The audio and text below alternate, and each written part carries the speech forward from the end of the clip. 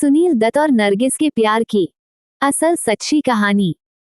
दरअसल उन दिनों दत्त साहब की बहन के गले में टीबी ग्लैंड हो गया था और वो सेट पर भी परेशान ही रहते थे।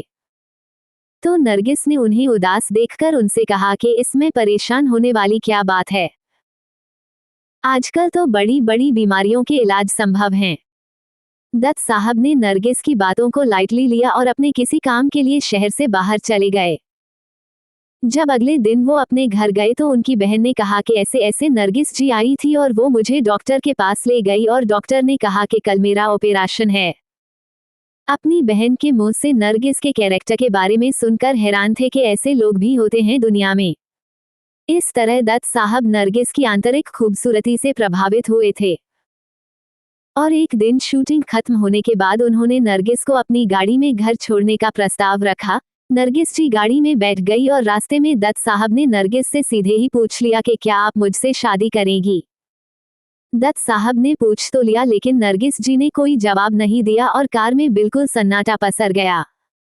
दत्त साहब घबरा गए कि अगर नरगिस ने शादी से जवाब दे दिया तो मैं अपना मुंह नरगिस और क्रू मेंबर्स को कैसे दिखाऊंगा।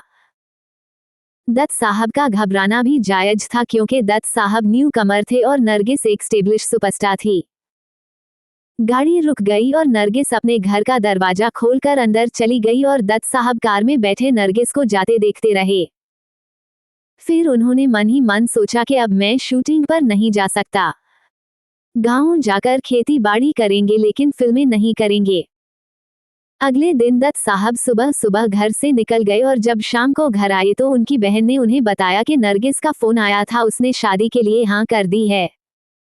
ये सुनकर दत्त साहब की खुशी का कोई ठिकाना नहीं रह। ये असली किस्सा है इन दोनों की मोहब्बत का।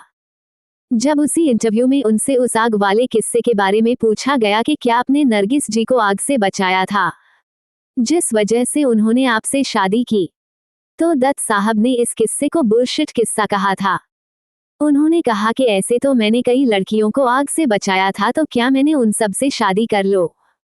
और उनका जवाब सुनकर सभी हंसने लगे थे।